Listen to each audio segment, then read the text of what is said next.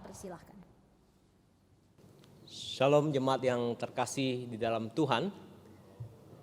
Untuk serupa dengan Kristus, tentunya kita mau meneladani apa yang dilakukan oleh Kristus. Begitulah tema bulanan untuk April ini, bahwa kita mau belajar dari teladan yang sempurna daripada Tuhan kita, Yesus Kristus.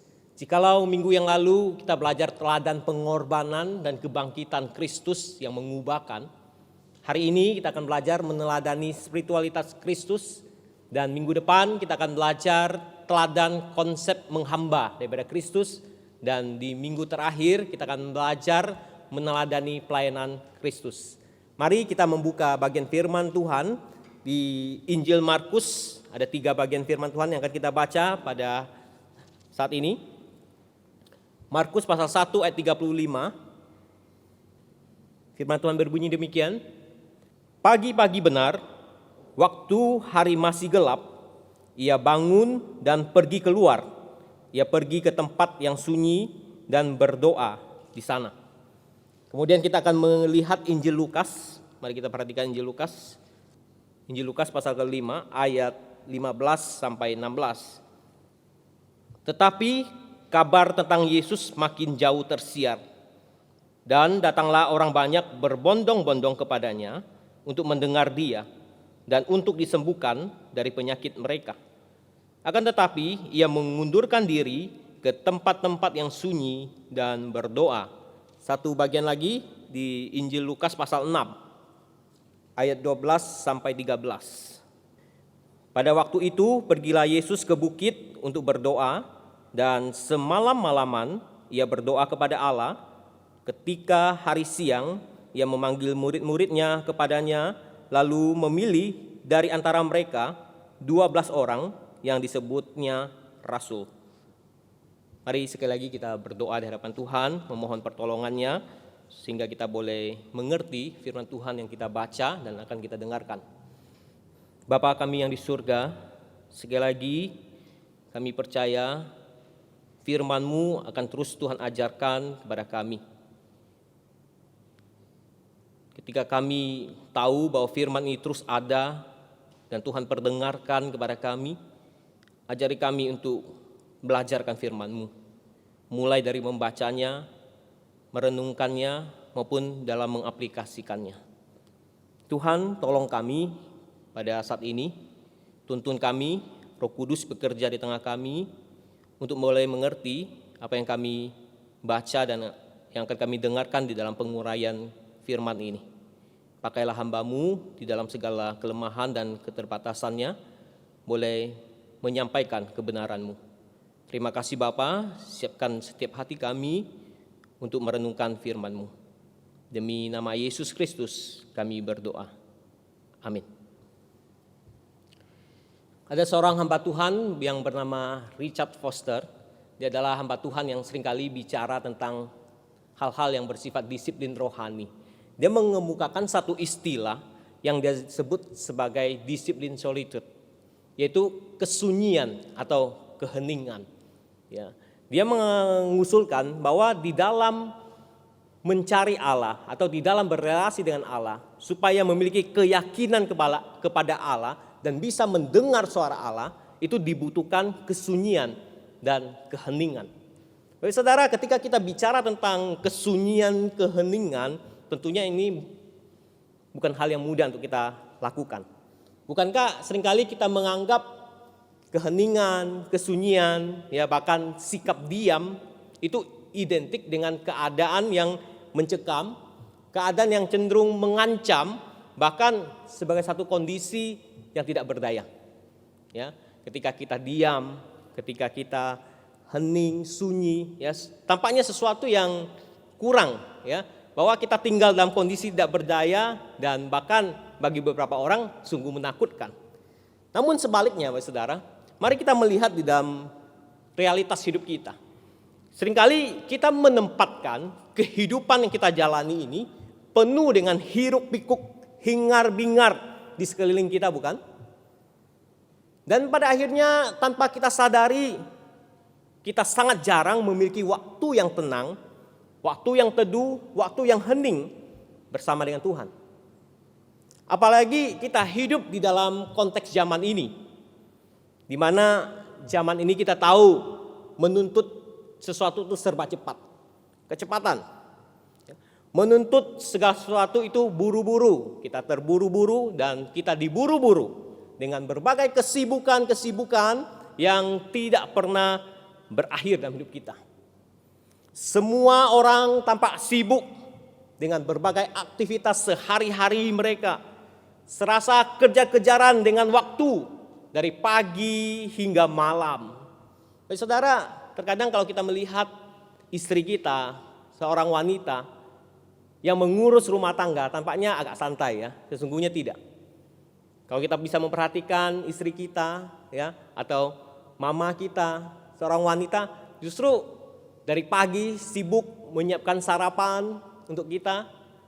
Kemudian setelah menyiapkan sarapan sudah harus masak untuk makan siang. Ya, belum lagi nyuci, mengerjakan pekerjaan rumah tangga lainnya. Harus siapkan makan malam dan begitu sibuk dari pagi sampai malam. Begitu juga kita. Bangun pagi mungkin kita sudah disuguhi dengan berbagai agenda kerja yang sangat padat. Kita makan terburu-buru, kita berangkat ke kantor, kita kerja, kita ke toko, kita sekolah, kita ke kampus terburu-buru. Ya, memang dalam suasana Covid ini kelihatan menghentikan keterburu-buruan kita. Tetapi kita lihat sekarang sudah mulai dengan penuh dengan kesibukan, ya. Waktu 24 jam sehari serasa tidak pernah cukup bagi kita. Saudara, keadaan yang demikian ini sudah pasti membuat orang tidak bisa untuk tenang. Pasti kita tidak tenang. Pikiran kita mungkin akan terus sibuk berputar-putar untuk mengkhawatirkan banyak hal yang belum tentu terjadi. Pada akhirnya ada residu-residu daripada kesibukan kita. Ada muatan-muatan yang berasal dari kesibukan kita. Alhasil keadaan demikian itu mempengaruhi hidup kita, bukan? Kehidupan secara rohani kita pun terpengaruhi.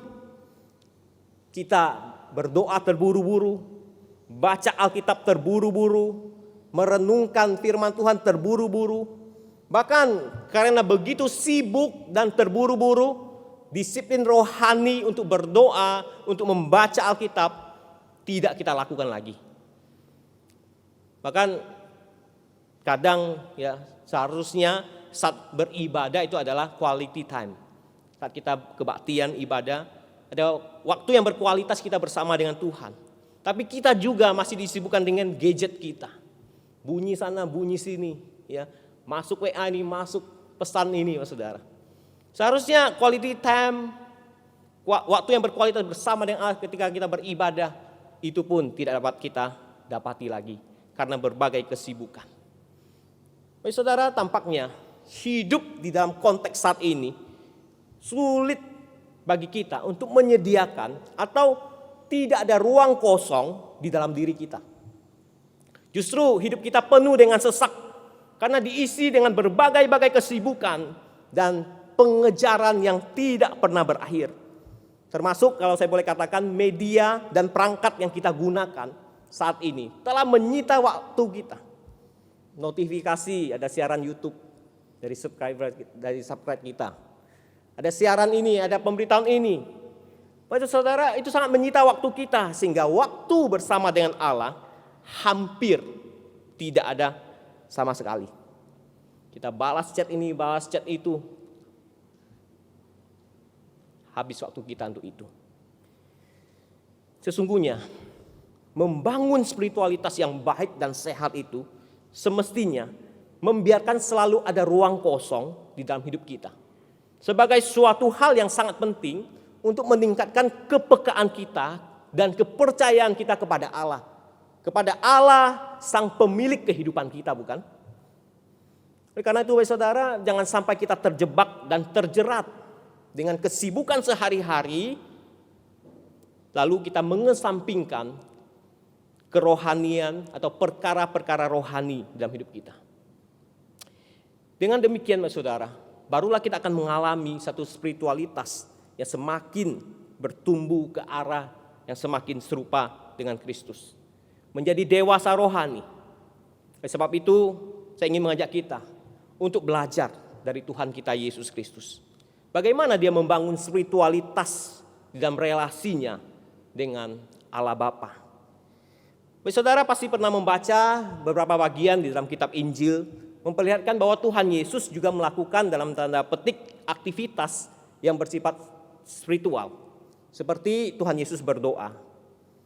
Yang seperti kita baca tiga bagian nats itu mengatakan Yesus berdoa. Dia berdiam diri, dia mengambil waktu teduh, waktu tenang dalam kesendirian di hadapan Allah Bapa. Dan kita pun tahu Yesus membaca kitab suci, khususnya kitab Perjanjian Lama, karena Perjanjian Baru belum dikanonkan. Kemudian kita tahu juga Tuhan Yesus menghadiri pertemuan sinagog. Tuhan Yesus bahkan hadir di Bait Allah di Yerusalem. Bahkan kita tahu Tuhan Yesus pun melakukan puasa. Mengapa Tuhan Yesus melakukannya? Ya, saudara, ini pertanyaan bagi kita. Bukankah dia adalah Allah? Kenapa masih melakukan hal-hal yang bersifat spiritual? Bukankah nilai-nilai spiritual itu sudah ada dalam dirinya? Kenapa Yesus masih melakukannya? Saudara, faktanya Tuhan Yesus memperlihatkan bahwa dia membutuhkan persekutuan dengan Bapa. Ia berelasi dengan Allah. Perhatikan dalam Injil Markus yang kita baca tadi.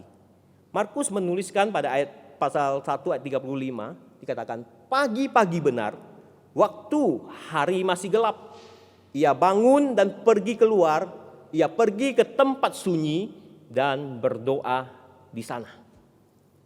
Saudara terkasih dalam Tuhan, kita lihat tampaknya Markus sebagai penulis Injil ini memberikan satu penekanan soal waktu yang terlihat mulai dari kata pagi. Perhatikan Bapak Saudara, bahwa tidak cukup Markus menyebut pagi, tapi dia sebutkan pagi-pagi. Kemudian dia tekankan lagi dengan satu penekanan, pagi-pagi benar. Bapak Saudara perhatikan di ayat itu. Kemudian dia lanjutkan lagi dengan satu keterangan waktu, ketika hari masih gelap. Bukankah Markus bisa saja menulis sewaktu pagi? Itu kan sudah cukup. Sewaktu pagi itu sudah cukup untuk memberitahukan kepada kita bahwa Yesus berdoa di pagi hari. Sudah cukup. Mengapa Markus menulis pagi-pagi benar, waktu hari masih gelap? Ada penekanan yang diberikan oleh Markus dalam hal ini. Saudara, menarik kalau kita tahu cara Markus menulis Injil. Markus atau Injil Markus ini termasuk Injil yang lebih singkat di antara ketiga Injil lainnya. Memang kalau kita membaca Injil Markus, kita akan mendapati bahwa Markus ini adalah seorang yang hemat di dalam menulis. Ya, kita lihat kalau di pasal itu dibagi, Markus yang paling pendek, pasalnya hanya 16 pasal. Peristiwa-peristiwa di dalam Injil Markus ini dicatat dengan begitu singkat kalau kita lihat. Kadang begitu cepat beralih dari satu peristiwa ke peristiwa yang lain dibandingkan dengan yang dicatat dalam Injil-Injil lainnya. Ya, mungkin Injil lainnya dalam satu peristiwa yang sama bisa mencatat lebih panjang dan lebih detail. Tetapi Markus tidak. Namun ketika kita melihat Markus menuliskan bagian doa Tuhan Yesus, tampaknya dia sangat menekankan tentang keterangan waktu doa dari Tuhan Yesus dengan lebih rinci, bukan? Pagi-pagi benar ketika hari masih gelap. Penekanan demi penekanan ada di sana.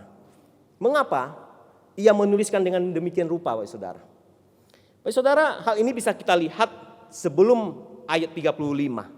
Kita lihat Markus mencatatkan bahwa Yesus sedang melayani pada hari Sabat di Kapernaum. Dikatakan oleh Markus, Yesus melayani, dia mengajar, dia menyembuhkan, dia mengusir setan. Ya. Kemudian Markus lanjutkan lagi dengan catatan bahwa Yesus saat itu bermalam di rumah Petrus. Ketika malam harusnya menjadi waktu istirahat bagi Yesus. Kita perhatikan ketika Yesus di rumah Petrus, waktu malam pun tiba-tiba datang lagi orang banyak dari Kapernaum berkumpul di depan rumah Petrus untuk meminta pertolongan Yesus. Mereka minta Yesus sembuhkan dari sakit penyakit, mereka minta Yesus bebaskan mereka dari kuasa setan. Tentunya Bapak Saudara, dengan banyaknya orang yang datang, Yesus melayani mereka dengan belas kasihan. Yesus melayani, kalau kita boleh imajinasikan, sampai jauh larut malam. Sampai malam dia melayani. Sekalipun keadaan Yesus kalau kita pikir dari pagi dia sudah melayani, malam melayani, tentu sangat lelah. Ingat, Yesus adalah manusia sejati, bisa lelah. Saudara terkasih Tuhan, karena seharian melayani orang-orang yang datang kepadanya, Yesus lelah. Tetapi kita lihat, Markus mulai lagi dengan satu catatan di ayat 35, dia katakan, pada waktu pagi-pagi benar, waktu hari masih gelap, Yesus berdoa di tempat sunyi. Di sini memperlihatkan kepada kita bahwa ada sesuatu yang ingin disampaikan oleh Markus.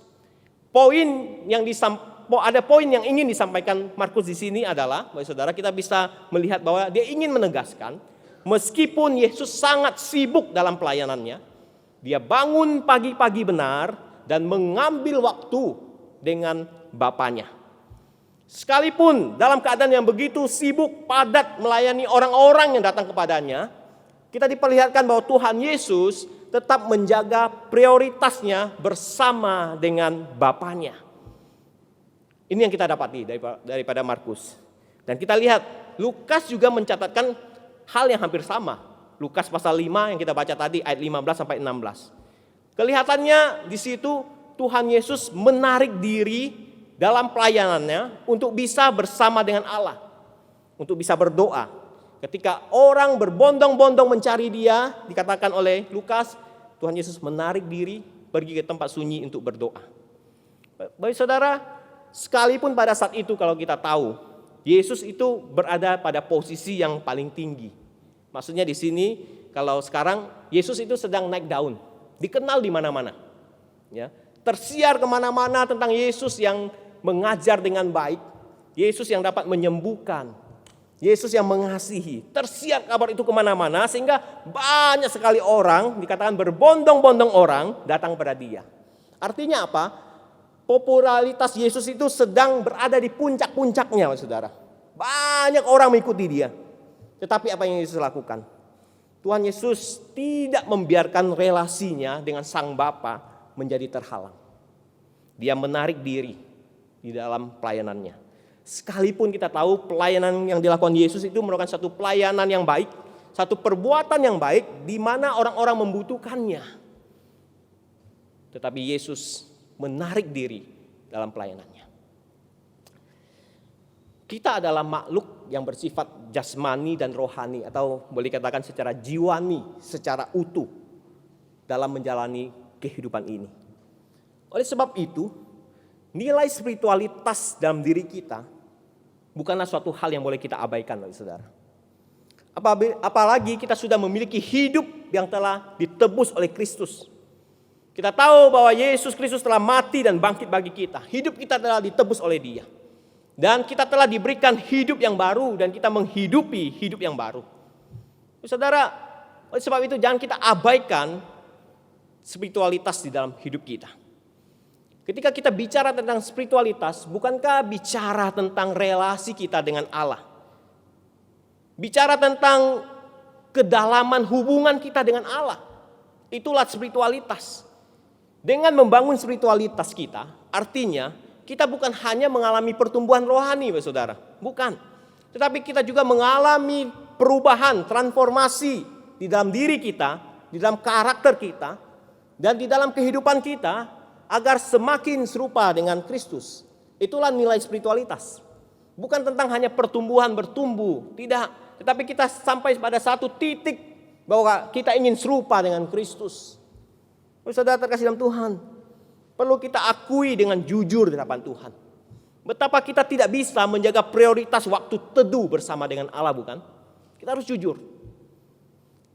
Kesibukan seringkali menjadi alasan klasik kebanyakan orang percaya untuk mengabaikan kehidupan rohaninya, dan bahkan kita tidak memberikan asupan rohani yang cukup bagi jiwa kita, bukan? Sibuk, itulah alasan. Tidak ada waktu, itulah alasan. Terburu-buru, itulah alasan.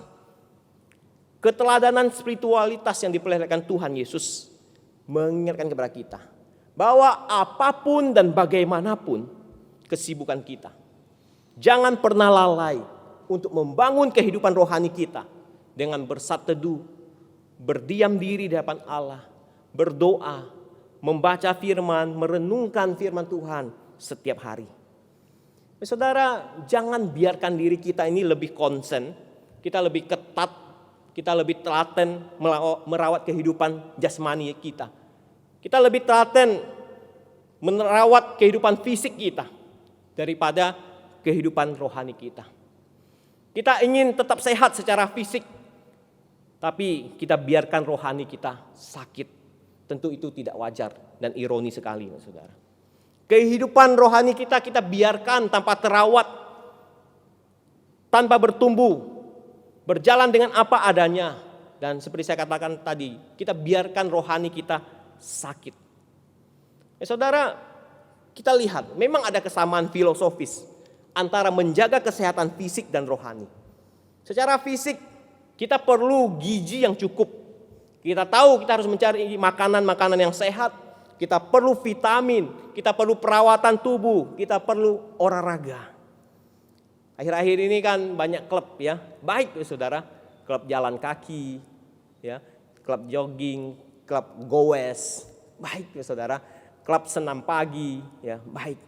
Dan bahkan saya sendiri pun sudah mulai ya menerapkan, ya, karena kemarin ke dokter Hengki katakan perlu olahraga nih, ya. Karena kolesterol dan lain sebagainya tidak turun-turun, saudara.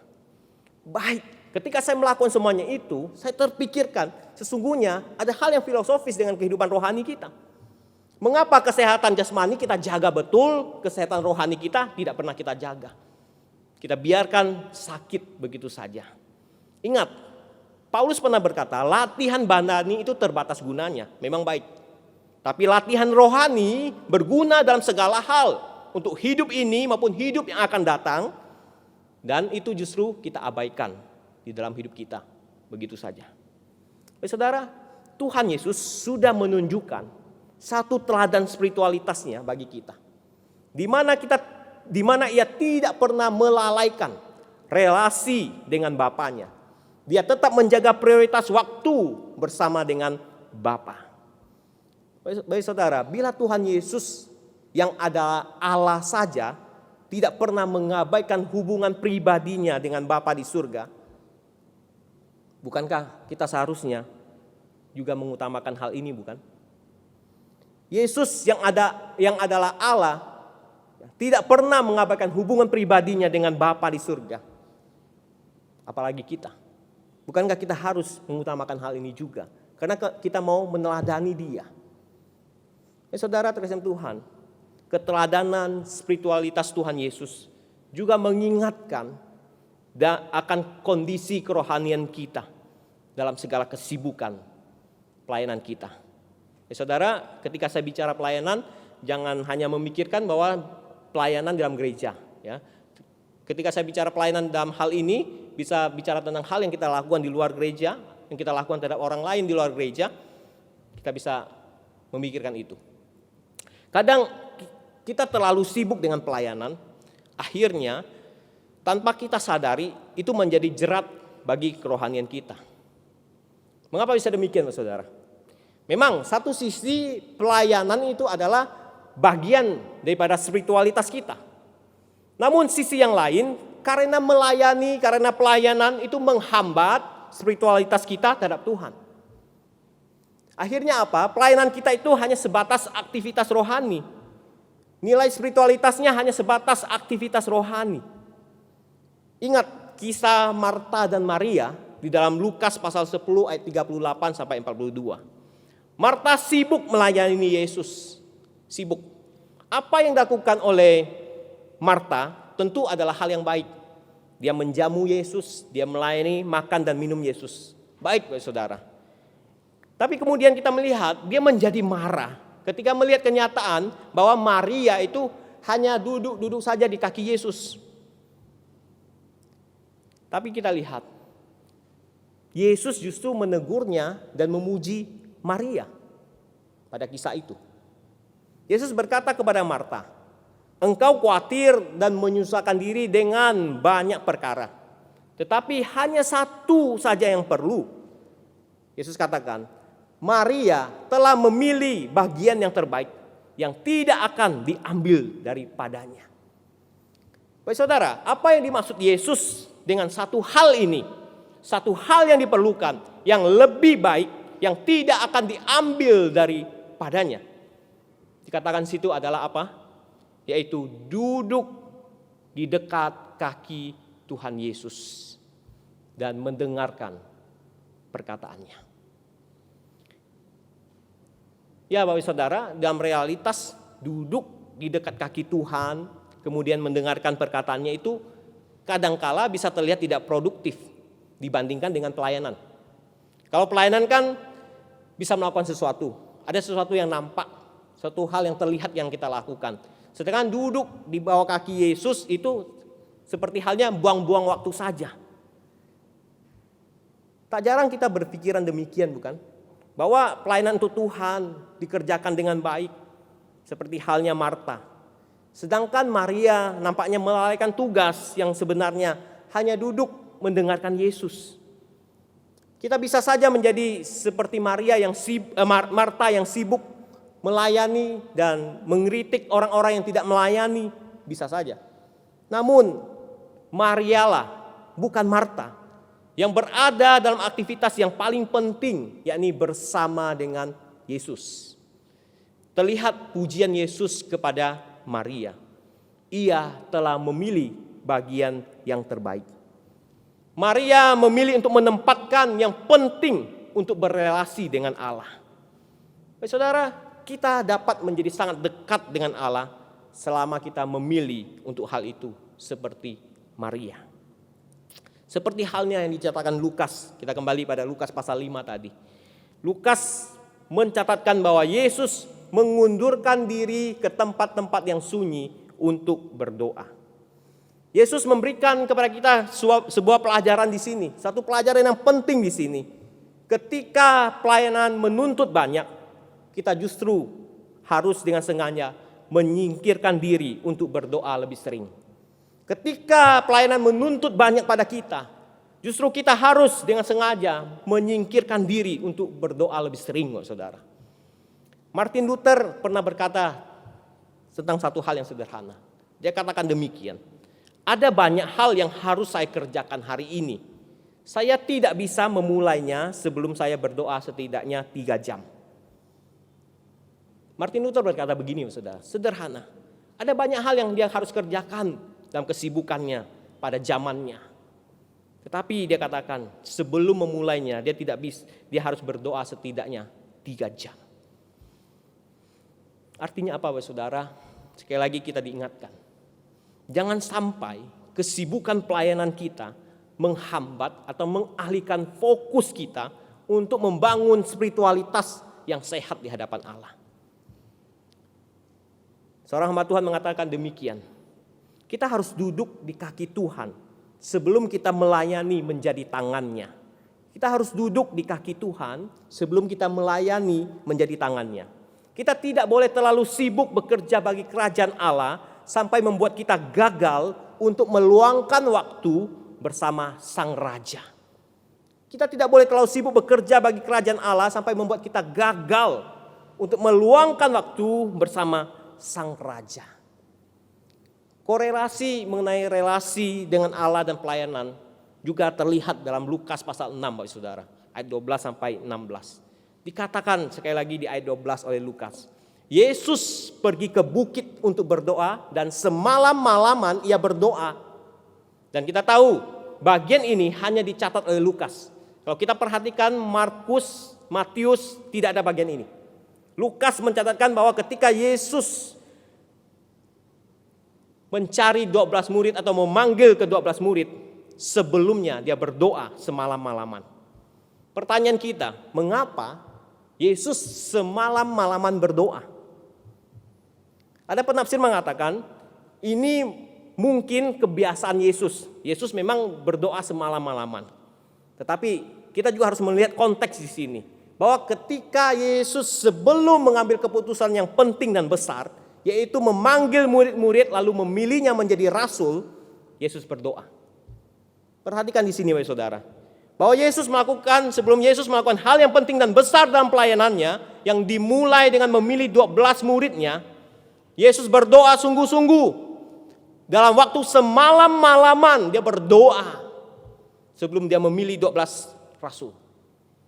Saudara kasih Tuhan, ini juga mengingatkan kepada kita ketika sebelum Yesus disalib, ketika di Taman Getsemani. Itu adalah satu hal penting yang akan dia lakukan untuk Bapak, Ibu, dan saya. Untuk dunia ini, yaitu mati di kayu salib. Apa yang lakukan Yesus? Yaitu dia berdoa di Getsemani. Dia bergumul. Bahkan dikatakan peluhnya itu seperti titik-titik darah. Jelas di sini kita lihat.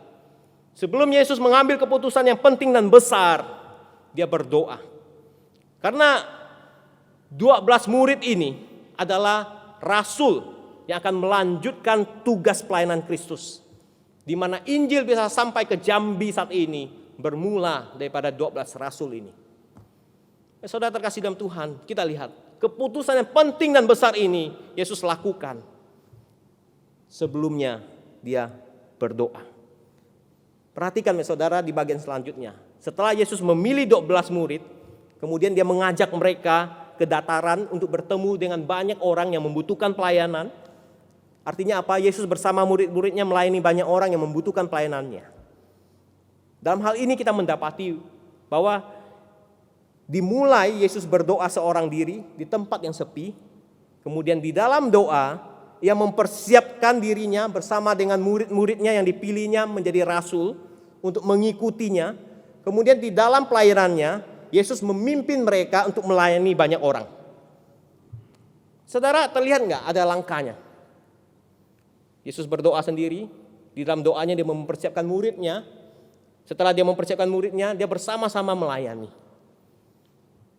Ada langkahnya, ada stepnya saudara. Tetapi dalam pengalaman kita, betapa justru kita mulai dengan pelayanan, baru kita membangun spiritualitas kita lebih dahulu. Ya. Kita mulai dengan pelayanan, ya, bukan membangun spiritualitas kita lebih dahulu, maksud saya. Kita mulai dengan pelayanan, tetapi kita lihat Yesus tidak. Dia membangun spiritualitas dengan berdoa, kemudian baru melayani. Kita keterbalikan.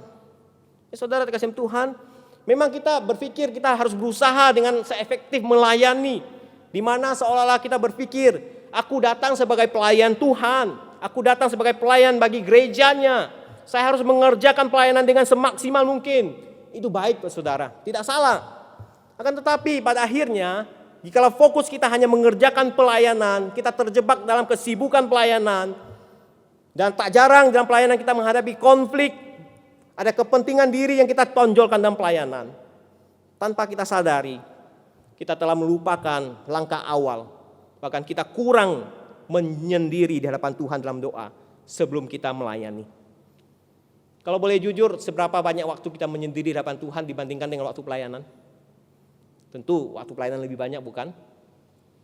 Saudara, ketika kita tidak ada saat teduh secara pribadi, maka berkemungkinan besar pelayanan kita juga akan menjadi masalah. Ketika kita tidak ada saat teduh secara pribadi, maka berkemungkinan besar pelayanan kita akan menjadi masalah. Perhatikan keteladanan Tuhan Yesus yang Yesus lakukan di dalam Lukas pasal 16 ini. Tuhan Yesus memberikan satu pelajaran penting bahwa kita harus memulai dengan saat teduh, berdoa, baru dari situlah kita melakukan pelayanan. Mengapa hal ini penting, saudara? Karena di dalam saat teduh kita baru bisa mendengarkan Allah terhadap apa yang Tuhan ingin kita lakukan dalam pelayanan. Dalam saat teduh kita menyendiri bersama dengan Allah sehingga kita memiliki kesempatan yang indah untuk membuka telinga rohani kita untuk bisa mendengarkan Allah dalam anugerahnya. Saudara, sekali lagi ketika kita bicara tentang saat teduh adalah kita mulai mempraktekkan mendengarkan Allah. Karena ini merupakan hal yang penting. Tanpa kita mendengarkan Allah, kita tidak akan tahu apa yang Allah ingin sampaikan dan apa yang Allah ingin kita lakukan di dalam pelayanannya. Tentunya pelayanan yang bersesuai dengan kebenarannya dan kehendaknya. Dalam kehidupan kita maupun di dalam pelayanan kita, saudara. Penting untuk kita mendengarkan Allah. Kita lihat Abraham, dia mendengarkan Allah ketika Tuhan memanggil dia dari Ur Kasdim. Kita lihat Tuhan menjadikan dia bapa banyak bangsa, bapa orang beriman. Dimulai daripada apa? Mendengarkan panggilan Allah. Musa yang begitu hebat di dalam pelayanannya, membawa orang Israel keluar dari Mesir. Dimulai dari apa? Mendengarkan Allah ketika Tuhan memanggil dia. Demikian juga Samuel, seorang yang hebat, seorang imam, hakim, dan nabi. Waktu muda Tuhan memanggil dia, dan dia berkata, berbicaralah sebab hambamu mendengar. Demikian juga dengan murid-murid Kristus. Ketika menjala ikan dipanggil Tuhan, dia mendengar panggilan Allah, dia meresponi, mengikuti Yesus, akhirnya menjadi rasul yang kita kenal sampai hari ini. Dan Paulus, seorang penganiaya Kristus menjadi pelayan Kristus, dimulai daripada apa? Yaitu mendengar Allah, mendengar panggilan Allah dalam hidupnya untuk melayani Allah. Dan bukankah Tuhan Yesus sendiri pun sering berkata, yang kukatakan ini kudengar dari Bapa. Apa yang kukatakan bukan berasal dari diriku, kata Tuhan Yesus, melainkan berasal dari Bapa. Semuanya bermula daripada mendengar Allah. Saudara terkasih dalam Tuhan, oleh sebab itu kita perlu membiasakan diri untuk mendengarkan Allah. Di mana kita dapat mengerti akan perkataan dan perintah Allah yang sudah ada di dalam Alkitab kita. Sekali lagi Bapak Saudara, ketika saya bicara tentang mendengarkan Allah, saya bukan bicara tentang hal-hal yang gaib. Hal-hal yang bersifat tiba-tiba ada dengar suara, tidak. Bukankah mendengarkan Allah, suara Allah sudah lengkap di dalam kitab suci kita. Mazmur 25 ayat 14 sungguh indah Mazmur itu. Dia katakan Tuhan bergaul karib. Tuhan bergaul karib dengan orang yang takut akan Dia. Dan perjanjiannya diberitahukannya kepada mereka. Kalau dalam bahasa sederhananya mungkin boleh diterjemahkan begini. Tuhan bergaul akrab, Tuhan dekat dengan kita. Kita bersama dengan Tuhan. Ketika kita dekat akrab dengan Tuhan, Tuhan membisikkan pesannya dan rahasianya bagi kita. Allah yang berbicara kepada hambanya yang rindu mendengar suaranya. Baik saudara, saat ini dunia ini begitu sibuk dengan riuh gegap gempitanya. Begitu banyak suara-suara yang berbicara baik dari luar maupun dari dalam. Di sekeliling kita banyak suara. Kita harus memastikan suara yang didengar itu suara Allah. Khususnya yang ada di dalam Alkitab. Ketika kita mendengar suara Allah, maka kita memperbaharui relasi kita. Dan kita menjadi semakin dekat padanya dalam doa. Saudara, hidup tanpa spiritualitas, kita akan mudah mengalami kekeringan rohani. Tidak ada kegairahan di dalam Tuhan. Jika kita hidup tanpa spiritualitas yang sehat, sedikit goncangan hidup kita sudah mulai meragukan Tuhan. Ya, kalau istilahnya kita sudah mulai cengeng di hadapan Tuhan. Tuhan kenapa begini, Tuhan kenapa begitu.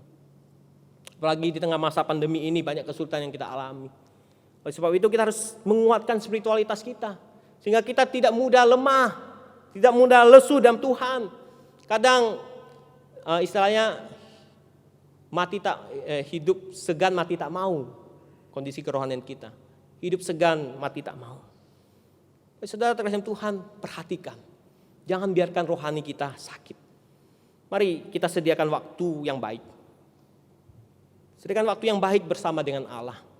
Tanpa tergesa-gesa untuk berdiam diri, untuk berdoa, untuk membaca dan merenungkan firman, untuk mendengarkan suaranya. Kiranya ini menjadi kerinduan sejati kita, saudara. Dan ini menjadi pengejaran yang bergairah dalam spiritualitas kita. Bahwa kita merindukan Tuhan setiap saat, berelasi dengannya setiap waktu. Kita merindukannya setiap saat dan berelasi dengannya setiap waktu. Seperti Daud sering mengatakan dalam mazmurnya, ya Allah, Engkaulah Allahku, aku mencari Engkau. Jiwaku haus kepadamu, tubuhku rindu kepadamu. Saudara, adakah kita memiliki jiwa yang demikian haus untuk mencari Allah? Saudara terkasih Tuhan, mungkin saya boleh bersaksi sedikit. Saya bersyukur ada orang tua yang bisa mengarahkan saya. Sejak saya mulai bisa baca, saya sudah mulai baca Alkitab, saudara. Ya, seperti di KU1 saya katakan ini bukan kesombongan yang ingin saya tunjukkan, bukan. Bukan demikian maksud saya, itu bukan poinnya. Sampai hari ini saya terus boleh membaca firman Tuhan, saya bersyukur. Tetapi tentu saya juga pernah jatuh bangun waktu membaca Alkitab. Jatuh bangun dalam kemalasan, kejenuhan, hanya sekedar baca. Apalagi kisah-kisah yang sudah tahu, terlewati begitu saja, baca secepatnya. Bahkan juga ada waktu untuk enggan membaca firman Tuhan. Saudara, kita memang manusia dengan spiritualitas demikian. Ya, spiritualitas yang gagal. Ya, spiritual yang messy di hadapan Tuhan. Saudara, itu ada dalam diri kita. Mari kita harus berhati-hati dengan hal ini. Oleh sebab itu, mari kita mulai membangun spiritualitas yang baik di hadapan Tuhan. Berdiam dirilah, tenanglah di hadapan Tuhan. Sediakan ruang bagi Tuhan untuk berbicara dengan engkau secara pribadi. Donald Whitney, seorang pengajar dalam bidang kerohanian, dia menulis, tidak ada disiplin rohani yang lebih penting daripada asupan firman Tuhan. Hal itu tidak tergantikan. Sama sekali tidak mungkin ada kehidupan Kristen yang sehat tanpa santapan air susu dan daging dari kitab suci. Di dalam Alkitab kita belajar tentang jalan dan kehendak Tuhan. Dari Alkitab kita mengetahui cara hidup yang dikehendaki Allah, serta apa yang memberikan sukacita dan kepuasan terbaik dalam hidup ini. Informasi yang esensial untuk selamanya tidak ditemukan dimanapun kecuali dalam Alkitab. Karena itu katanya, jika ingin mengenal Allah dan hidup dalam kesalehan, kita harus mengenal firman Allah dari dekat. Mari kita berdoa.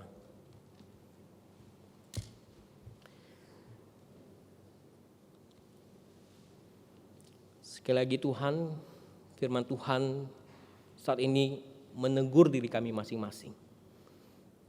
Kami percaya ini adalah satu hal yang Tuhan ingin mengingatkan kami, sekalipun kami sudah tahu. Tuhan, tolong kami jikalau selama ini kami sudah melupakan firman-Mu. Kami jarang sekali buka Alkitab. Berdoa pun sangat terburu-buru. Kami tidak menikmati lagi waktu bersama dengan Tuhan. Kami disibukkan dengan banyak hal, Tuhan. Tuhan tahu kondisi hidup kami. Tuhan tahu konteks kehidupan kami.